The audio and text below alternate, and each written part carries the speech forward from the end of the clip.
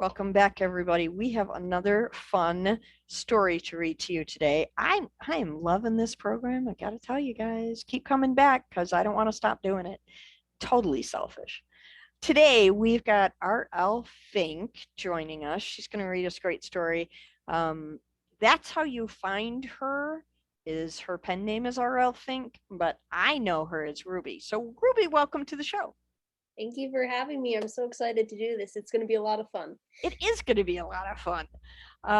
For those of you who want to know more, check out the show notes and you'll see links to the book and links to Ruby's website. But we're going to have a good time today listening to a really fun story. This is middle grade fiction. So for all you middle grade readers out there, parents, aunts, uncles, grandparents of middle grade readers, gather them around, turn up the volume. We're going to have a good time. R.L. Fink, Ruby Fink, grew up in Topanga, California as the eldest of three, an avid listener, then reader of detective stories. The only thing better than writing detective novels would have been to become a character in one of them. I'm thinking you're on your way with the hat. I'm working towards it. I've got the outfit too. We'll see how it pans out for me. Yeah, I think it's a plan. But since that never really happened yet, Ruby chose to write a detective series based on a middle school experience that never actually happened, but would have been fun if it did, with friends that never existed, but would have been fun if they had. Ruby studied film production at Chapman University's Dodge College with a minor in narrative and dramatic literature. She has enjoyed producing many audiobooks over the last several years and manages a small staff of freelance illustrators, audio engineers, and voice actors who make up the close-knit group that is Faux Fiction Audio. Super fun. Mm-hmm. So today, Ruby's going to be reading the first couple of chapters from her book, Mickey McKinney, Boy Detective, The Case of the Absent Answers. For those of you who are my age, you're going to hear some things that remind you of Encyclopedia Brown. For those of you children out there who don't know who Encyclopedia Brown is, after you read about Mickey McKinney, go read about Encyclopedia Brown. Yes. Super, super fun. So, Mickey McKinney is a Maple Ridge Middle School's one and only private detective. Not that anyone else wants the job.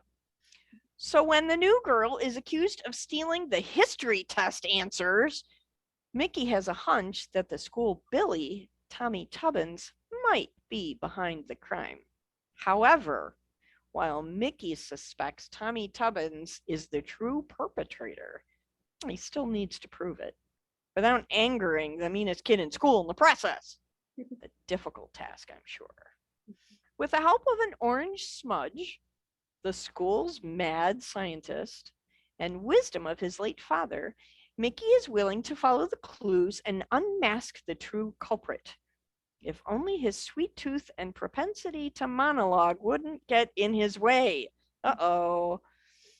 A story of humor and friendship, this well-meaning, somewhat strange, small-sized sleuth will find his way into your hearts as he tries to solve the case of the absent answers. I am so excited to hear this story. I'm done. I'm ready. You've sold me. While you're reading, I'm going to add it to my TBR pile. So, yay! I'm all. If you want to listen to that too, I won't do as great a job as our narrator, the very talented Hannah Edelson, but I think you'll enjoy it a lot still. I think I will too. Based on that synopsis, I think this is going to be a good story time. So, Ruby, when you are ready, the microphone is yours. Please read aloud. Thank you very much. All right. Chapter 1. The New Kid. The name's McKinney. Mickey McKinney. I'm a gumshoe. A private eye to those who speak my lingo, and a detective to those that don't. I'll find your cat and bust the monster under your bed, and I ain't afraid of the dark either. But I'm getting ahead of myself. I was sitting with my size 6 shoes propped up on the corner of my battered desk, watching the bubbles from my pipe floating towards the water-stained ceiling above my head, when there was a knock at the door. and it opened to reveal the client, her slender form a silhouette framed by the light of the hallway. Any other guy would have fallen for her at the instant she stepped timidly into the room, and I must confess, my heart beat a little faster as she spoke to me for the first time. "Mr. McKinney," she breathed. Blonde and blue-eyed, she was prettier than the soap bubbles over my head, but the tear in her eye said she was a damsel in distress who needed my help. I leaned forward, a little breathless myself, waiting for her next words. "Can you tell me what year Maple Ridge was founded, and its main source of income?" Definitely not what I was expecting. My client rapped her knuckles on my desk, and the dingy office I was sitting in melted away as my daydream was replaced with reality. The peeling wallpaper of my office was replaced with a chalkboard. The city outside my window turned back into a collection of badly drawn maps from different artists. My scarred oak desk shrank to less than a third of its size, and my well-worn suit transformed back into the jeans and t-shirt I had put on the morning before school. My damsel just transformed into the stern Miss Caverly, my 7th grade history teacher, and I could suddenly hear the snickering of my classmates at Maple Ridge Middle School. A young damsel she was not. Miss Caverly was wrinkled as a prune and skinny as a scarecrow, with a short crop of blonde hair on her head the same color as straw. With her beak-like nose only a foot away from mine, I could smell her breakfast of sardines, avocado, and prune juice, a combination that usually required a bathroom break during class. Dressed in a green cardigan and slacks, Miss Caverly looked comfortable, like an eccentric aunt you wouldn't mind introducing to your friends. And as long as you didn't get on her bad side, she was an okay gal. Too bad for me, I'd been caught daydreaming in class, and she was not happy. "Mr. McKinney," she said, crossing her scrawny arms, "I asked you to name the year when our town, Maple Ridge, was founded and its main source of income. Perhaps instead of daydreaming in class, you could pay attention so you could answer the question." Maple Ridge was technically founded in 1880 when the first maple syrup factory was built by Theodore T. Burns, I answered before she could finish. From 1880 until now, the main source of income for Maple Ridge, Vermont, is maple-based products. I was a dreamer. But I did occasionally open a textbook. And even if I didn't, I knew all the landmarks, thanks to my dad driving me around in his police cruiser before the accident. As for Miss Caverly, you'd think my answering the question correctly would have returned her sunny disposition, but she merely sighed and turned away. "That is correct, Mr. McKinney. But in the future, could you answer the question the first time I ask you?" A few kids chuckled as she said that, quieting down just as quickly when she gave them a beady-eyed glare. Still on the warpath, she snatched a bag of cheese nubs off the desk of one of the bigger kids, Tommy Tubbins, who was sitting 3 desks away. "Mr. Tubbins," she scolded, "may I remind you that there is no eating in class?"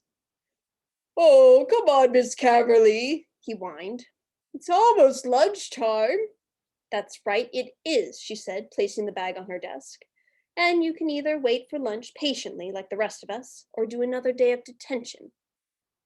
Further argument was cut short when there was a knock at the door and our assistant principal, Mrs. Lewis, popped her head in. Plump as Miss Caverly was lean, Mrs. Lewis wore a bright purple and pink dress suit that left her looking as round and colorful as an Easter egg.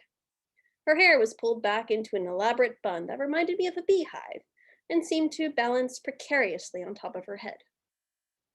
"Good afternoon, Miss Caverly," she cooed. "I've got another student for you." She opened the door to usher in a girl. Tall, with blonde hair tied back into a ponytail, she looked like the damsel in distress from my daydreams, except for the combat boots and fatigues. "Boys, girls, meet your new classmate," Mrs. Lewis smiled, pushing the new girl to the front of the room. "Her parents have just been transferred from Fort Carson in Colorado. Isn't that exciting?" No one responded. Even the new girl seemed more interested in the toes of her boots. "Sweetie," Mrs. Lewis continued to smile cheerfully, but it seemed forced. "Maybe you would like to say a few words?" The new girl looked up briefly from her feet. "Hey," she muttered. "Anything else?" Mrs. Lewis asked. You could tell everybody a little bit about yourself. No, the girl said. The tense silence was thankfully broken as the bell rang, announcing the end of class. Students packed their notebooks and pencils into their backpacks, slinging their burdens over their shoulders as they headed towards the doors. All right, students. Miss Caverly looked like she wanted to head for the door with the rest of us and grab her usual bathroom break, but she stayed obediently by Mrs. Lewis and the new girl. That's all for today. Remember, we have a test next Friday on our town's history. No one seemed to hear, but then again, Miss Caverly had been reminding us about it all week. Mrs. Lewis seemed to be introducing the new girl to Miss Caverly, though the girl continued to look at her boots. As I made my way to the front of the room, some jerk pushed me and I stumbled. I panicked, arms pinwheeling, about to faceplant right in front of the new girl. Except I didn't. She simply snatched the strap of my bag out of the air and hauled me back to my feet as if it were nothing. Thanks. Careful, she replied. Her eyes, brown and green, briefly met mine, then we both looked away. Did you need something, Mr. McKinney? Miss Caverly asked. No, ma'am, I said, tipping my hat and slipping out the door. Chapter 2. Meet Burners. I braved the hallway, the masses going to and fro in their daily routine, and headed toward the science department, where Burners was waiting for me.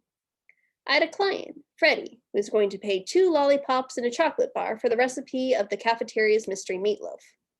He described himself as a foodie, though I think anyone who would willingly pay for what they served in the cafeteria was undeserving of that term. I was somewhat curious to find out what was in it as well. The mix of meat and other aromatic ingredients did something to a man, something that cannot be talked about in polite company. And if anyone could find out how it was made, it was Jamie Burners Burns. Like any day of the week, Burners could be found up to her elbows in test tubes and chemicals in the science lab. Today was no exception. When I walked through the doorway, she was pouring a tube of weird green liquid into a jar of mysterious blue liquid. Burners, what's cooking? I clapped her cheerfully on the back as I walked in. Burners jumped, spilling some of the blue liquid onto the counter. She set the tube down carefully, then whirled on me. Mickey! Her voice screeched like nails on a chalkboard. How many times do I have to tell you? Do not startle me in the middle of an experiment. This is a very delicate procedure. I am trying to create an entirely new form of insulation foam that expands to 100 times its original size, but it's still in the developmental stage. She pointed at a few cans that were sitting on the counter. So don't knock these over. If you do, kaboom! Burners gestured wildly. This whole area will be completely covered in foam, which, when hardens, will take at least a week to remove. Burners gives me a similar speech just about every time I step into the lab. Mostly because I have the bad luck of knocking over her super secret experiments whenever I visit. Not that I mean to, you understand. I couldn't help having an occasional case of the Butterfingers any more than Burners could help being the smartest girl in the entire school. Rumor has it, Burners skipped 3 grades on account of being a genius. I always wondered what she was doing at a rinky-dink middle school instead of helping out in some top-secret laboratory. Maybe it was her age that was holding her back. Or her size. At 4 foot nothing, Burners needed a step stool to see over most counters. Add on a pair of large glasses, a lab coat covered in scorch marks and stains, and a cloud of hair that seemed to be in a permanent state of static shock. She looked like a miniature mad scientist, and she had the brains to go with the wardrobe. I usually took advantage of her superior scientific knowledge when I had trouble identifying evidence, or finishing my chemistry homework. But she always acted as if I was going to blow up the science lab. You know, on purpose. And another thing! If you mess with the cloned petri dishes again, I'm going to make you look after the results. 2-headed sheep are only cute for so long before they become a nightmare. They eat twice as much as regular sheep, which means that Burners was still going, but I had to cut her short. I had things to do. You got the recipe? Burners sighed, looking resigned. Sure, it's over there. She pointed to a folded piece of notebook paper at the edge of the table. Much obliged, I said, opening it. The list of ingredients looked like most of the stuff found in Mom's fridge. Well, except for one. Yeah, don't mention it. Berners was already back to her precious tubes and beakers. To anyone, she added, just in case I'd forgotten. Sure thing, I said, heading for the door. As I did, my elbow brushed against one of the cans, knocking it into the others like a roll of bowling pins. Whoops, sorry, I apologized as Berners rushed over. It just kind of happened. We both watched in horror as the foam began to emerge from the cans at a tremendous rate, expanding quickly until it covered the counter and part of the floor. Run for it! Berners screamed, knocking me towards the door. Chapter 3. Not a Damsel in Distress. The recipe in my hand, I made haste to deliver it to my client and accept my payment. Judging by the way the lab was covered in enough foam to fill 20 bubble baths, and Berners was shouting some words at me that would get me grounded for a month if I even thought about repeating them, I wouldn't be allowed near the lab for at least a week. On another note, I was never going near the not-so-mysterious meatloaf ever again, and neither would anyone else in the school if this ever got out. But that wasn't my job. That was Freddie's, and possibly the lunch ladies if they ever got a guilty conscience. After that, I moved on to my next case, a simple snoop and stitch on behalf of Jennifer Harrison, monitoring the movements of her boyfriend Nathan Norris. Turns out he was more than home ec partners with Sally Smith. Then I had the case of the missing show and tell cat. But by fifth period, I was flush and thinking of packing it in for the day. I was in such a good mood, I didn't notice trouble come knocking until it was too late. I was rounding the corner of English class when I ran into someone coming in the opposite direction. Unfortunately for me, he was sneaking a soda out of the cafeteria and most of it ended up on his clothes. Also, unfortunately for me, I didn't run into just any old someone. You just ruined my favorite shirt. Tommy Tubbins, the school bully. Most would say he had more brawn than brains. And they would be right. If he hadn't learned to walk upright, he could have passed for a shaved gorilla. Tommy grabbed my shirt and lifted me so high off the ground that I swear I could see the earth spinning beneath my size 6 sneakers. Nobody messes up my favorite shirt, Tommy growled, and he raised a fist the size of a double cheeseburger. I closed my eyes, preparing to be knocked into the middle of next week. But instead I heard, Hey, tough guy, why don't you pick on someone who can fight back? The new girl had her hand on Tommy's wrist, stopping him from giving me a shiner. Stay out of this, or I'll give you the same thing I'm giving him, Tommy ordered. He seemed to be putting some effort into getting his hand free, but for some reason he couldn't break out of her grip. The more he struggled, the redder his face got, while the new girl looked cool as a cucumber. I'd like to see you try, she laughed in his face. Tommy was mad now. No one had messed with Tommy and gotten away with it since kindergarten. You asked for it, he snarled. He dropped me like a sack of potatoes and turned towards his new opponent, swinging a haymaker. Except the new girl was no longer there. She'd sidestepped, twisting the arm she was still holding and flipping Tommy onto his back. Geez, you couldn't hit a bus, she said. Tommy crawled to his feet. I'll get you for that, he rasped. He rushed her, swinging wildly. The new girl ducked, and his momentum carried him forward, his fist slamming into a locker behind him. Ow! My hand, he howled. You couldn't hit the broadside of a barn, she jeered. Tommy kept swinging, panting heavily. The girl dodged every single punch. Stop moving or I'll really hurt you when I catch you, he wheezed. If you say so, princess, she snickered. As Tommy staggered toward her, she easily deflected the wobbly punch and grabbed his shirt, pulling him down while she bought her knees solidly into his unprotected stomach. Then she released him and let him collapse to the ground, completely winded. You're so gonna get it, Tommy gasped. He struggled to his feet, but the girl pushed him back down. I don't think you understand the situation, so listen up, Keybrain. If I catch you bullying anyone, ever again, I won't be so nice. Got it? Tommy couldn't even budge, but he gave one more warning. You'll be sorry. You messed with me. The girl gave him a final shove with her foot, so he practically kissed the tile floor. I doubt it. She picked up a backpack which was lying on the ground, tossed it over one shoulder, then nodded in my direction. Hey, Tiny, you're welcome. I watched her walk off down the hallway, blonde hair swinging. Damsel in distress she was not, but still, what a gal.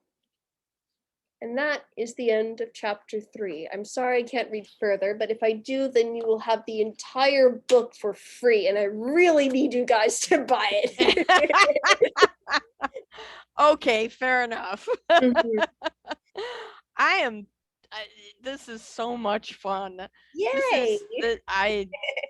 Yeah, okay. Just added a new book to my collection.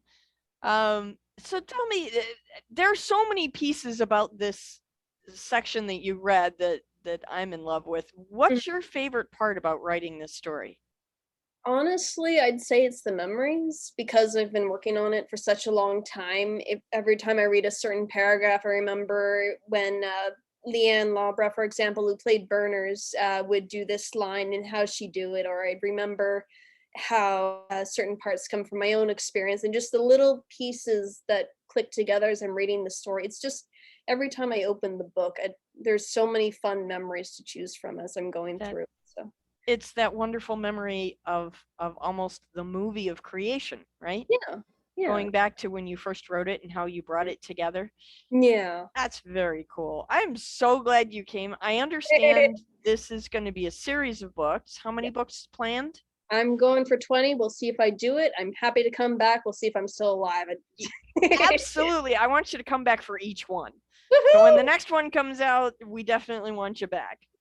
That was very, very fun. Thank you so much for being on the program. And we look forward to the next release mid-July, right? It's July 27th. Everyone mark your calendars. It's going to be up on Amazon and Barnes & Noble and a whole bunch of other places. And if you're hearing this after July, just go look for it. Yes.